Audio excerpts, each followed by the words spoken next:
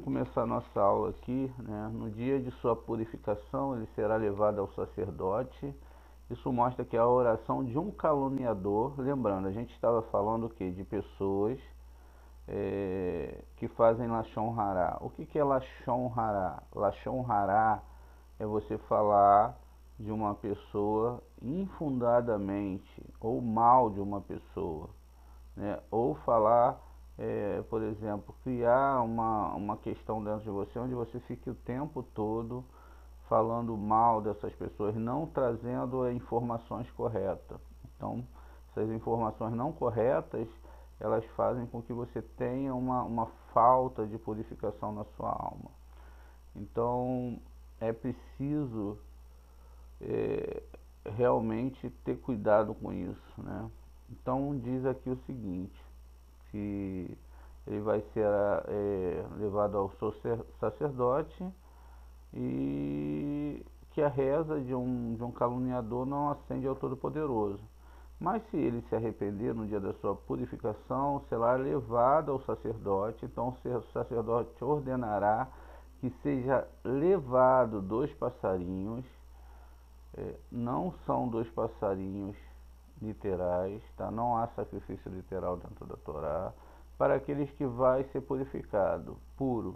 Quando o Rabi Isaac e o Rabi Yossi estavam estudando Simeão, eles disseram a ele: conhecemos o simbolismo do cedro e do broto, são transplantados no Líbano, como foi exposto. Mas e o isopo? Ele respondeu: está escrito aqui 2 passarinhos vivos, puros, saudáveis, com madeira de cedro, plano carmesim e sopo, vivo. Vamos ter uma ideia aqui, gente, se a gente fosse fazer algo assim, como seria? Vamos lá.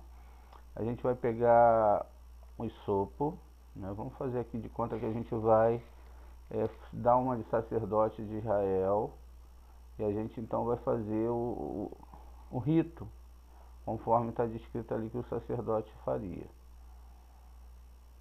Então ele vai pegar ali, ó, isopo. O que é isopo? Vamos ver aqui. Ele pegaria o isopo. Isso, a isopo é uma planta aqui, ó. A gente vê muito essa planta aqui no Brasil. E até uma planta. Tá vendo? Esse aqui é o isopo. Então ele é lilás. O que o lilás também é muito falado na Torá, a gente vai entender essa linguagem do lilás, que é argamã. Muito bem, olha. Então veja, esse é o isopo. Então a gente pegou essa plantinha, pegou o isopo. Agora a gente precisa da madeira de cedro. Então vamos lá, madeira de cedro. Então a gente tem uma madeira de cedro. Essa aqui é uma madeira de cedro, ou um galho, ou aqui é uma madeira mais. Então tá, aí tá a madeira de cedro. Agora a gente precisa dos 2 pássaros, não precisa pesquisar, que todo mundo sabe o que é, mas precisamos do pano carmesim.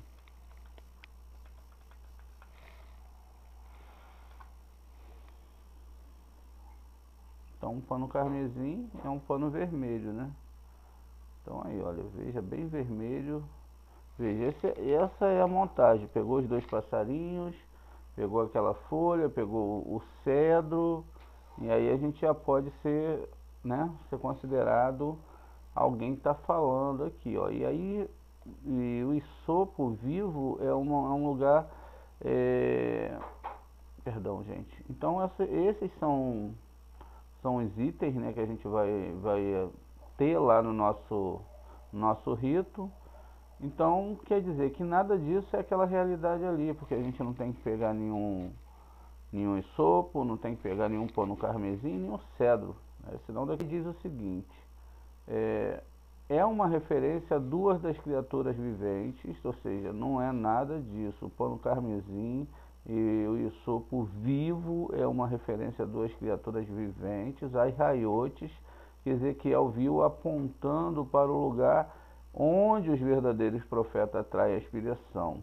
Nós explicamos madeira de cedro, pano de carmesim, indica o que? Lugar de severidade. Se é lugar, se a madeira de cedro,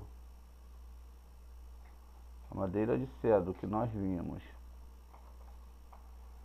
e o pano carmesim, eles representam severidade. Se é severidade, é Gevurah. Então eles estão lá no nível de Gevurah. Por isso que é dito a cor vermelha. A madeira de cedro também tem uma cor meio avermelhada. Então diz aqui que é primeiro associada a ele, ao isopo, e é o Vav menor, né? Então é um Vav menor que a gente vai aprender futuramente. Então quer dizer, tudo isso representa, né, que está ligado a esse Vav menor. Esse Vav menor está em Tiferet. Então é essa questão que está sendo falada aqui. Quer dizer, uma questão totalmente metafórica, totalmente dentro de um outro contexto, que não tem nada a ver com a literalidade. Agora, quando a pessoa pega a Torá e ela vai ler uma tradução e ela vê tudo isso, ela vê exatamente o rito como ele é. Então ela acredita que existiu isso, que esse rito era feito, que existiam sumo sacerdote no deserto que fazia esse rito, quando na verdade isso está falando de situações muito mais elevadas, está falando de sistemas espirituais que a gente nem chegou ainda a arranhar e imaginar como esses níveis espirituais são elevados. Então, essa questão é muito importante a gente saber. Muito bem. E para você ter uma ideia, a Torá é o universo.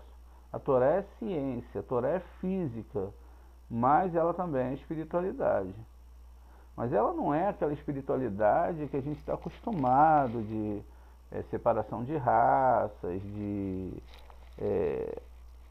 essas questões humanas que a gente vê. Não, a Torá ela está acima disso. Porque na Torá existe uma responsabilidade de todas as almas que estão na mão do Eterno. Então fala de todas as almas, das boas, das ruins, e etc. Enfim, fala de tudo, não é englobado somente numa questão tão simples como está aqui. Ah, vai lá, pega um isopo, um pano carmesim, um cedro de madeira e faz um rito. Isso não tem nada a ver com a Torá. E aí ele vai mais à frente, né? A gente indo mais à frente, a gente sabe agora que tem a matéria escura, e um monte de coisas mais, que a gente nem começou a arranhar ainda. E aqueles que falam de extraterrestres, ficam com toda essa ilusão, que tem extraterrestre, outras vidas biológicas, como que esses... que eu vi uma nave aqui, vi uma nave ali, apareceu um homem de olhos verdes, essa palhaçada toda, e esses caras que pesquisam, não só a NASA, a gente está falando de NASA, mas outros países, tem também os seus satélites, as suas sondas, etc. E nunca nada foi captado. Ah, mas eles escondem, mas eles não falam. Palhaçada, não tem nada, não existe. Não existe, eles abrem, eles desnudam os planetas, sistemas, galáxias e galáxias, não ia falar, tem um homem verde morando lá não sei onde. Não, isso é bobagem. Então, veja, o Eterno ele fez todas as coisas nessa amplitude, criou todos os mundos espirituais para o homem, para o ser humano. Ainda que o homem seja a maior força da natureza, força equilibrada. Um homem ele é um processo químico que pensa, que age, que pode ter um monte de escolhas na sua vida, enquanto os outros sistemas, eles apenas existem e lidam entre eles de uma forma equilibrada, mas eles não têm o norte, eles não podem se dirigir sozinhos. É preciso um monte de questões para decidir essa força das naturezas, né? Não é algo que é pensado pela própria natureza. O vento não decide onde ele vai existir ou não. Ele é uma manipulação de todo um sistema natural, e aí ele vai existir a partir daquele monte de situações que vão acontecer para que ele possa nascer ou crescer. O humano não.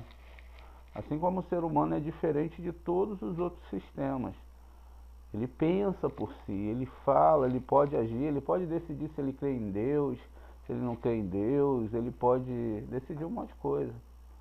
Então veja, todo esse sistema espiritual, e ele, aí a gente também tem que entender que ele não é só físico, ele é espiritual, ele está descrito dentro da Torá.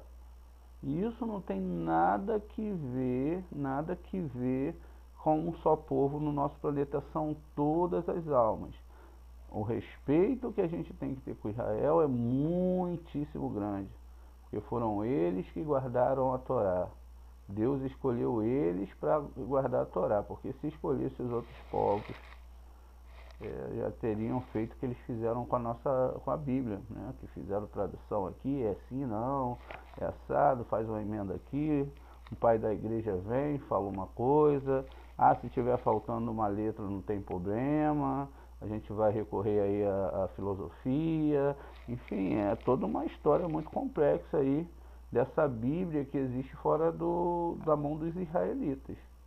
Porque eles têm o controle de tudo isso aí, eles sabem de tudo isso aí, inclusive tudo isso aqui que está sendo falado é judeus, são judeus que estão falando pra gente, nossos mestres, o Ramak, que começou isso tudo lá atrás, que era o Moshe Cordoveiro, que foi professor do Ari, enfim, depois o Ari pegou todas essas forças, aí veio o Ari, depois do Ari veio o Baal Hassulam, e depois do Baal Hassulam, que foi um proeminente professor, o último, até chegar nos níveis que nós estamos, para ensinar Kabbalah, que foi liberada desde 1994, porque não era liberada nem no meio dos judeus, era um pequeno grupo de judeus muito elevados que podiam estudar isso.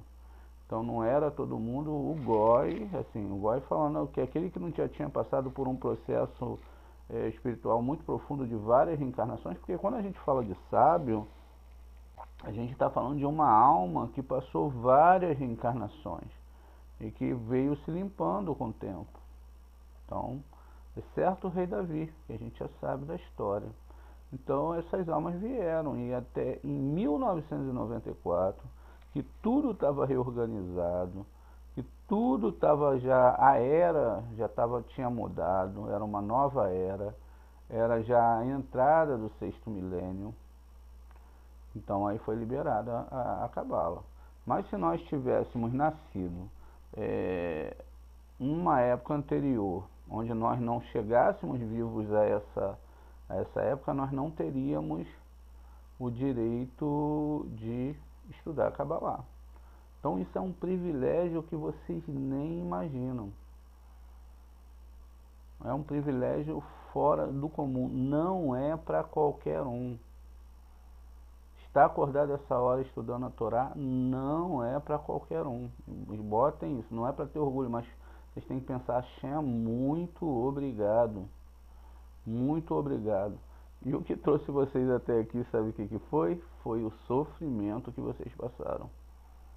Tudo que vocês viram, tudo que vocês passaram é o que trouxe vocês até aqui. Não foi nada mais, nada menos do que o sofrimento. Porque o sofrimento ele limpa de verdade. Ele não limpa brincando, ele limpa de verdade. Então nós temos que agradecer muito a Hashem e saber que nós estamos fazendo uma limpeza, a gente está fazendo uma limpeza muito séria e que não pode haver brincadeira. Kabbalah não é para todo mundo. A Kabbalah, ela é uma coisa séria. Você vai ver que alguns profetas chegavam algumas pessoas para estudar, ele pegava aquela pessoa pela barba, pelo cabelo e expulsava com o pé no bumbum. Sai daqui que a Kabbalah não é para você. Então a Kabbalah não é para todo mundo. Você pode ver que tem gente que você fala, mas não adianta. Você vê que quanta gente, a gente vê lá no nosso grupo chegando empolgado. Outra coisa, um Moré que vai estudar. Pessoal aí que está estudando com tudo, estudar não é não ver. Você pode ver, o Rabino falou isso, outro Moré falou aquilo, ver uma coisa, é estudar realmente, estudar, aprender a Torá realmente. Cuidado, porque quando você estuda com aquele Moré, você pega o Tikkun do Moré. Se o Moré não tiver Torá mesmo, não tiver força mesmo de Torá, você pegou o Tikkun. E as pessoas até pagam, porque eles têm que ajudar o Moré, eles pagam ainda para comprar o Tikkun. Por isso que muitas vezes chega gente para mim, pô, Moré, tá acontecendo isso, isso e isso. Eu falo, você comprou o Tikkun do seu Moré. Então você se afasta daquele Moré totalmente. Que aí a gente vai começar um trabalho que pode demorar toda a vida para limpar. Porque a pessoa criou um golem, ele criou uma energia. E essa energia ela pode ser de várias formas. A pessoa botou essa energia dentro dele e acabou. Aí vai ter que ser feita uma limpeza que pode doer a vida toda. Pode ser que a pessoa vai passar a vida toda com dor para ela limpar aquilo ali. Então, estudo de Kabbalah, estudo de Torá é uma coisa séria. Os alunos acompanham o seu Moré e o Moré acompanha os seus alunos até o Guerrinon, se for preciso. A gente pode ver isso no caso de Cora. Cora tinha 250 alunos, eles eram alunos de Cora. Cora era uma alma elevadíssima. Basta ver lá no nosso canal a reencarnação de Cora, né?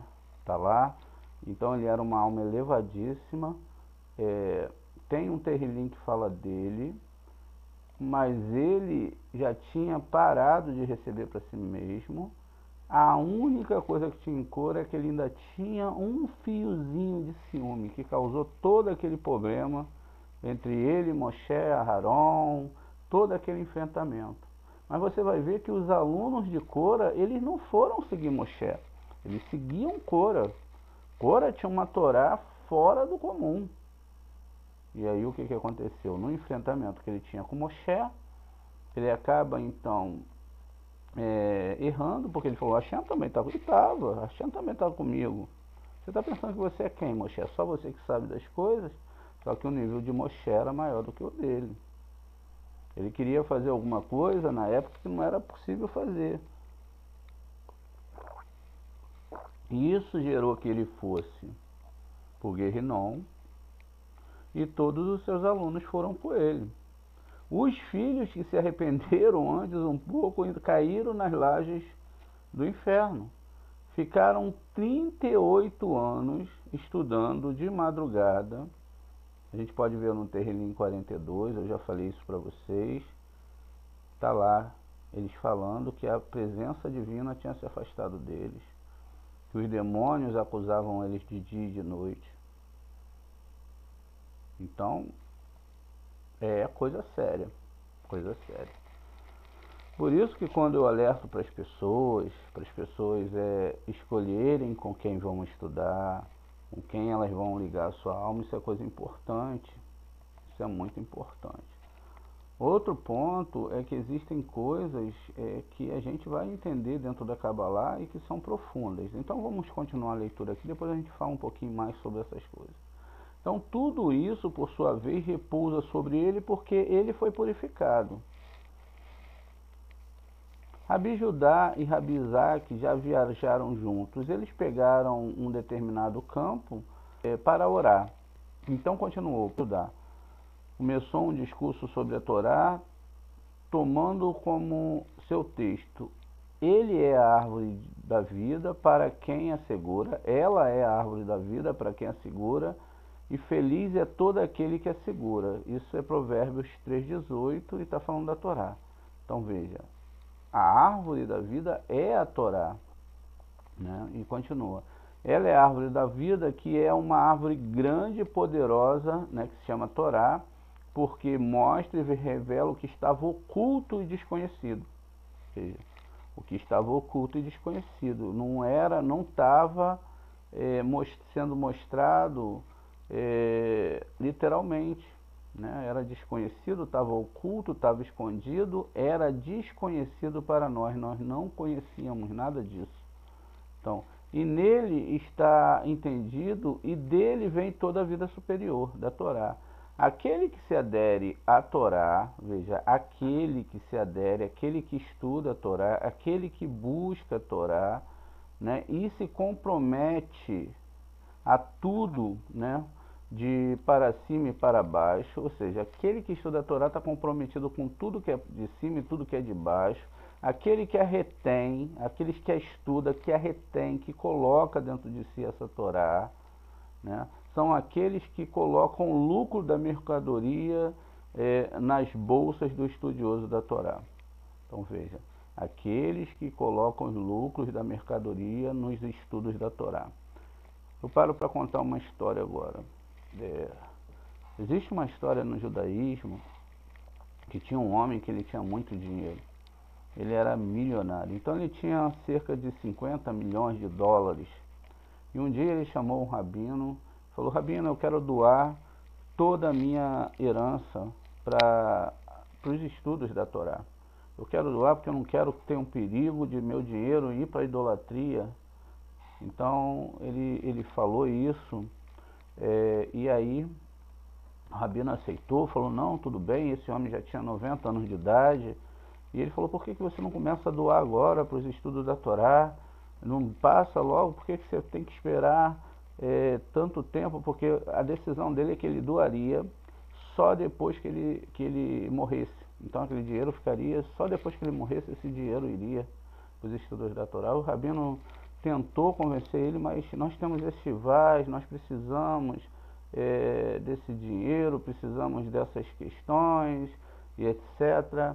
E o rabino falou, e esse homem falou para o rabino: não, eu não vou dar nem um centavo. O rabino: mas talvez se você der 1 milhão, 2 milhões, são tantas estivais para a gente estudar, tanta gente querendo manter o estudo da Torá, porque o estudo da Torá realmente é importante, não é? Ele falou: rabino, a minha palavra é uma só. Os 50 milhões são do judaísmo, mas eles só vão ser dados depois que eu morrer.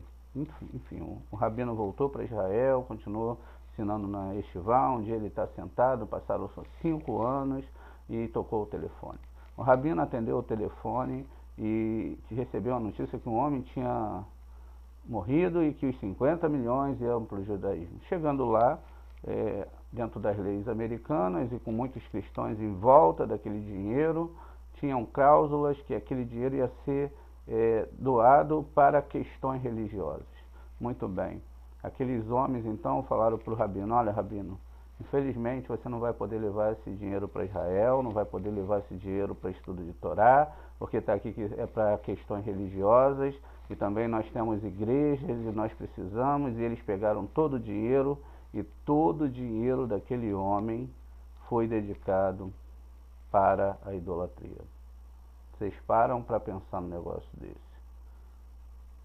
Se ele tivesse feito antes uma escolha de doar aquele dinheiro para a questão do judaísmo, do ensino da Torá, para limpar as almas, ele teria méritos imensos. Toda alma que estudasse a Torá com o material que ele deu, com o dinheiro que ele deu, seria contado para ele como mérito. Mesmo que ele não tivesse estudado, contaria, porque ele estaria ajudando outra pessoa, outros alunos, outros erudins a estudar a Torá. Mas o que ele fez? Por causa de alguma coisa, algum defeito dentro dele, ele falou que não vai.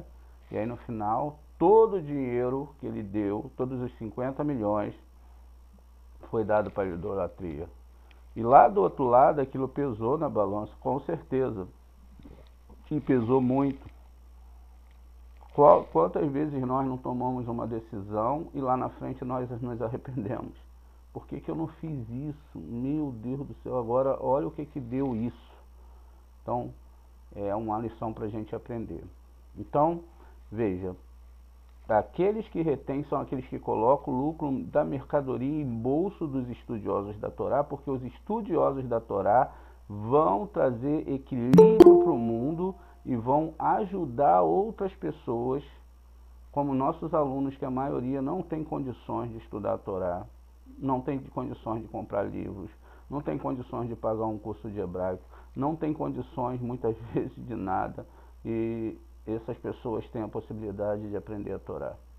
Como nossos vídeos que são colocados nos canais, todo mundo que está aqui com a gente pode ver, os que não estão também veem lá, mas tudo isso é Baruch Hashem, aqueles que ajudam.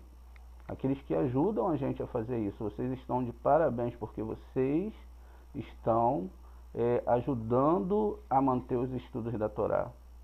Isso é muito importante. E continua, tais feitos dignos de ser progenie de profetas fiéis. Vejam, são profetas, são considerados. Esses também retêm desde o princípio que é sabedoria até o fim do corpo e torna-se pilares da fé. O Rabi Isaac discutiu o versículo. E chamou Moisés, e o Senhor falou com ele da tenda da congregação, dizendo, isso é o Levíticos 1:1. Quem foi que chamou? Aquele que habita no santuário. Moisés era maior que Araão, porque Moisés era hóspede do rei, e Araão hóspede da matrona.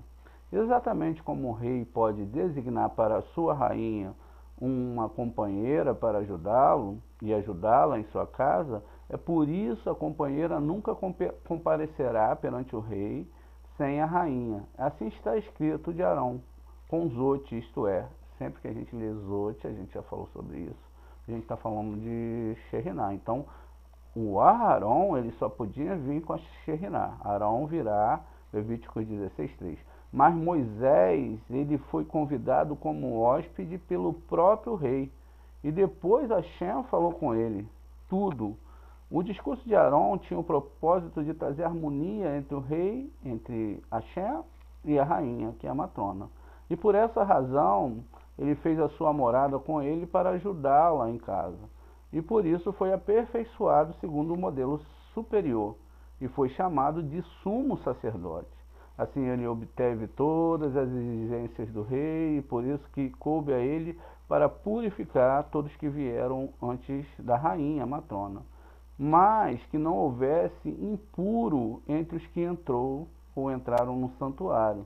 Por isso está escrito, e tomará 2 aves para que ele seja purificado.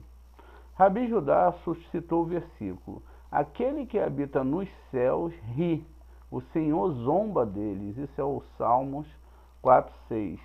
A palavra riso, disse ele, refere a Isaac, que veio do lado do vinho, que são os primeiros, ou seja, e então ele se enfurece e mata. Então Deus é paciente com os ímpios, se eles se voltarem para ele, tudo bem, mas se não, ele os destrói do mundo futuro, e eles não fazem parte desse mundo. Veja, se eles não se voltam para Hashem, se eles não voltarem para Hashem, tudo bem. Mas se não, eles o destroem do mundo futuro, ou seja, não tem vida lá. E eles não fazem parte deste mundo. O Rabi de Ria discutiu o versículo. Eis que vem o dia do Senhor, quando será o despojo, será dividido entre... Quando o despojo, eis que vem o dia do Senhor, quando o despojo será dividido entre vocês. Isso é o Zacarias 14:1. Ele diz, esse é o dia que foi designado desde a criação do mundo para punir os ímpios. Vejam, foi designado para punir os ímpios.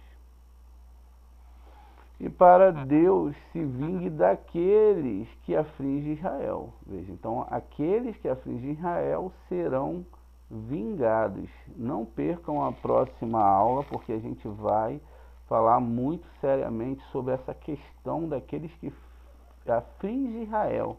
É muito diferente do que a gente imagina. Esse dia ele vem colocar diante de Deus e os chama para executar julgamento sobre os pagãos. Então todos os pagãos, todos aqueles que fazem atos religiosos que não estão na Torá, estão em sérios apuros. Rabi Isaac, ele disse, Deus tem 2 dias com ele, aquele que vem antes dele, esse dia que vem antes dele, ele guerreará com todos. E quando esse dia chegar para fazer a guerra, se une com outro dia, ou seja, um dia se une com outro dia, e se juntam armas de guerra acima e abaixo, ou seja, a guerra vai ser acima, né? Essa guerra vai ser acima e ela vai ser abaixo, como está escrito, porque o Senhor dos Exércitos marcou um dia contra tudo que é altivo e soberbo. Veja, se você é altivo, se você é soberbo, mude.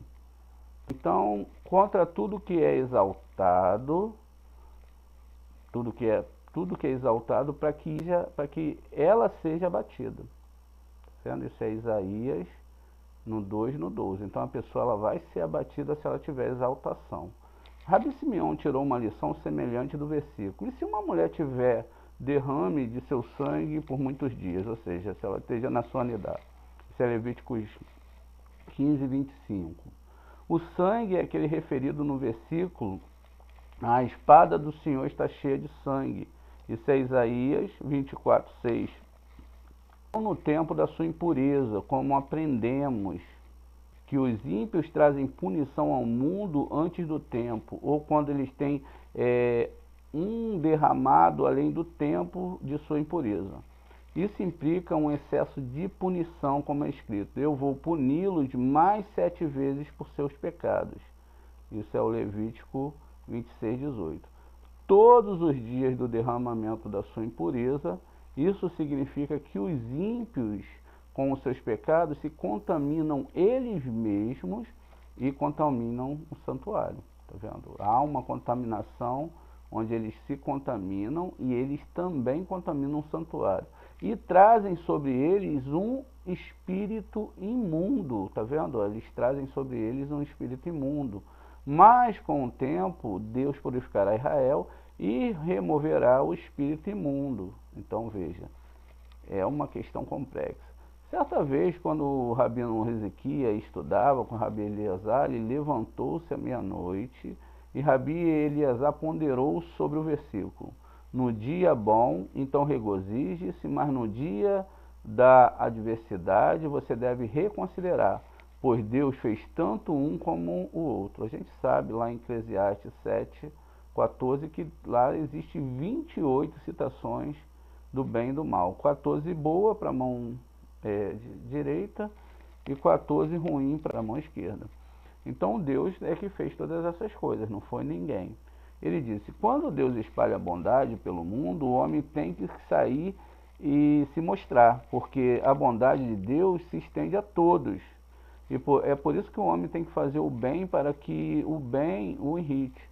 Mas no tempo em que o julgamento paira sobre o mundo, o homem não deve sair da sua casa, nem andar sozinho, porque quando o julgamento paira sobre o mundo, paira sobre todos e atingirá qualquer um que é projetado. Portanto, naquele dia, olhe cuidadosamente para todos os lados e não saia, porque Deus fez um encontrar o outro. Exatamente como a bondade, sendo ela, se estende a todos, de modo que quando o julgamento é sobre o mundo, é sobre todos. Então, quantas espadas estão suspensas da espada mais alta? Sai e vendo vermelho e ensanguentado por todos os lados, aquela espada mais alta decreta punição e mão à obra. Então vai haver, quando vier o castigo, vai vir e ele vem para todos. Então a gente não deve sair de casa. Rabi Eleazar então discutiu o versículo: põe-me como um selo em teu coração. Ele expressou: a comunidade de Israel diz isso ao santo, bendito seja ele. O selo é o selo do filactério, que o homem coloca sobre o coração, porque assim um homem se aperfeiçoa, mesmo de acordo com o modelo superior. Porque o amor é forte como a morte. Nada é tão difícil no mundo quanto a oração da alma, do corpo, quando ela tem que sair. É semelhante ao amor da comunidade de Israel pelo santo, bendito seja ele. O ciúme é tão cruel quanto Sheol. De todos os graus do Guerrinom, não há nenhum tão doloroso quanto Sheol. Seus esplendores são flechas de fogo.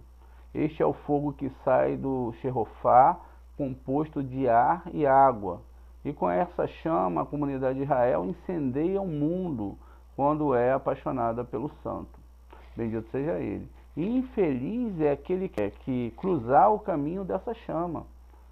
Rabi Eleazar raciocinou depois do verso: muitas águas não podem apagar o amor, Cântico dos Cânticos 8:7. Ele disse: este é o braço direito.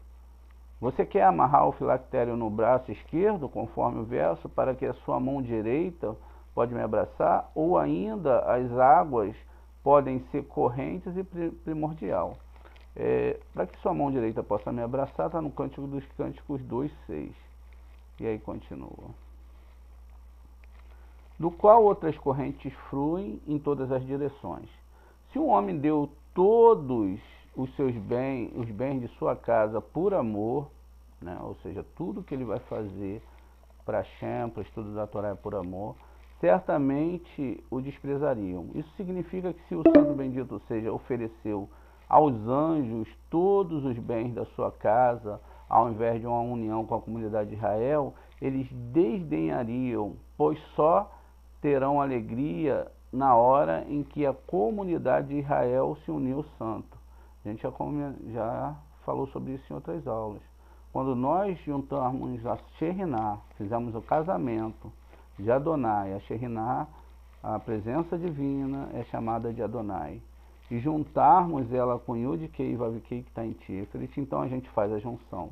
Quando a gente faz essa junção, tudo que está no caminho, todas as forças espirituais, todos os anjos, eles têm que trabalhar. Porque a Shekhinah, ela só chega até nós através de filtro. É como se você olhasse diretamente para o sol, você não consegue. Você precisa de um óculos escuro para você olhar. E essas sefirotes, elas são filtros. A última delas é Yesod, que é a lua. Então, a Shem vai passar por todos esses filtros, você aqui de baixo vai fazer a parte feminina é a negativa com positivo, Deus fecha com positivo, você com negativo, e aí você atrai a bênção. A bênção que você atrai, como está dito ali em cima, ela vem como fogo, ela vem como bondade para os bons e vem como castigo para os maus. Então, quando você faz isso, você também está trazendo uma limpeza na humanidade, porque não pense que aqueles que não seguem a Torá não fazem mal a esse mundo. Ainda que a gente ame todo mundo, tenha que querer o bem de todo mundo, a gente tem que querer que essas pessoas elas se voltem para a Torá, e elas só vão se voltar através de muito aperto. Através de muito aperto. E aí continua, abençoado seja quando o homem coloca o filactério em sua mão, ele deve estender o seu braço, né, e partiu como se aproximasse da comunidade de Israel e abraçasse o braço direito, de copiar o modelo superior, como está escrito. Ó, que sua mão esquerda esteja em minha cabeça e a sua mão direita me abrace, é Cântico dos Cânticos 2:6. Porque então aquele homem é totalmente santificado. Rabi Hiziquia falou sobre o versículo. Ouve a justiça, Senhor, ouve o meu clamor, isso é Tehillim 17:1. Disse, amada é a comunidade de Israel diante do santo, bendito seja ele, e toda vez que vem diante dele, ele está pronto para recebê-lo. Daí o rei Davi disse, estou ligado com a comunidade de Israel, sendo como ela diante de você, e portanto ouça, ó Senhor, a justiça primeiro e depois de ouvida a minha oração. E continua, sem lábios de falsidade. O que é isso? Aprendemos que cada palavra da oração que sai da boca de um homem sobe ao alto, por todos os firmamentos, para o lugar onde é testado. A gente viu que existem anjos e anjos que a reza ela passa por cada um desses anjos. Se for genuíno, ele é levado perante o Santo Rei para ser cumprido. Mas se não é, se a reza não é, ela é rejeitada. E um espírito estranho é evocado por essa reza. Então está escrito de Yosef, ataram-lhe os pés com grilhões até o momento em que veio a sua palavra. Isto é, até a palavra da reza, da oração de Yosef, que alcançou o céu e foi testada. Então o rei ordenou e o libertou. Entretanto, chegou o dia que Rabi Eliasar disse, agora é a vez da comunidade de Israel, que se une com seu marido, felizes os justos que estudam a Torá, aqui vale a pena a gente salientar, que estudam a Torá à noite. Isso quer dizer que vocês estão começando um caminho de tzadik, e depois de se unir ao santo e bendito seja ele e a comunidade de Israel, juntar-se a ele e a comunidade de Israel. A comunidade de Israel a gente sabe que é um mundo espiritual elevado e que é uma coisa muito maior do que a gente supõe numa lógica mais básica do estudo da Torá. Rabi Eleazar continuou. Rabi Eleazar continuou. Está escrito: assim separarás os filhos de Israel da sua impureza. Levíticos 15:31. Quando um espírito imundo surge abaixo, outro espírito impuro surge acima, que obtém permissão para descer ao mundo, quando o espírito de santidade, que costumava descer e agir, não está mais lá. Em seguida, o julgamento confronta os pecadores, e há dois espíritos nocivos no mundo, um de julgamento e um de impureza. Rabi Eleazar disse: aqui devo dizer algo que aprendi com meu pai. Assim, quando um espírito impuro está sobre uma casa, Deus envia uma praga de lepra para atacá-la e assim torna a casa ser purificada. Então, o espírito de impureza repousa sobre um homem e Deus deseja purificá-lo. Preste atenção, gente. Então, um espírito de impureza repousa sobre um homem e Deus deseja purificá-lo. Vamos entender isso profundamente. Existe uma história na Torá onde Shaul, que era um cabalista imenso, que as pessoas nem imaginam, dentro de Israel media-se da cabeça para cima, ou seja, seu nível de meditação, seu nível de cabalá, ele só perdeu para os Davi Meller, era isso enorme. Então, como tem certas almas que precisa de um CRI para fazer almas, não é espíritos ruins, almas, que ela precisa, ela não tem mais como reencarnar, e aí ela precisa de um tzadik. O que acontece? Deus manda aquela alma sobre aquele tzadik. O tzadik tem que consertar aquela alma. O trabalho do tzadik é esse. Não tem nada que ver com demônio, com isso, não. O Shaul era um homem elevadíssimo, um cabalista, e ele recebe aquele espírito porque agora ele tem que retificar aquele espírito. E aí, com a ajuda de Davi, estudando a Torá, como que a gente vai fazer isso, como a gente vai fazer aquilo, como isso também me ajuda na minha retificação. Está entendendo como funcionam as coisas?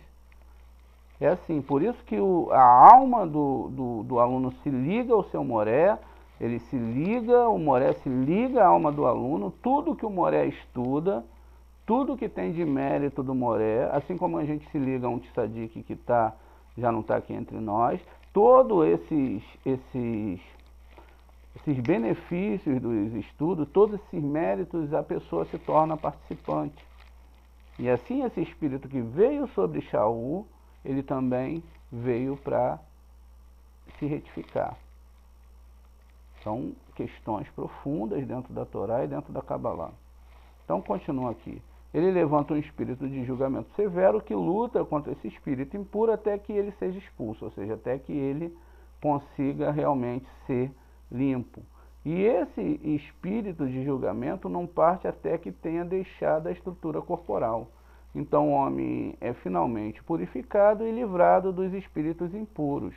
Veja, já é falado isso há muito tempo. Aí houve ali uma retificação, o homem também se retificou por causa do espírito impuro, e aí ele se volta para o eterno com toda a alma, ele viu que a coisa é séria. É por isso que aprendemos que se um homem se contamina, o céu o ajuda a se contaminar. Ou seja, veja, se um homem se contamina, se um homem se contaminar, né, o céu o ajuda a se contaminar. Ou seja, esse castigo, essa força está ajudando o homem a fazer o quê?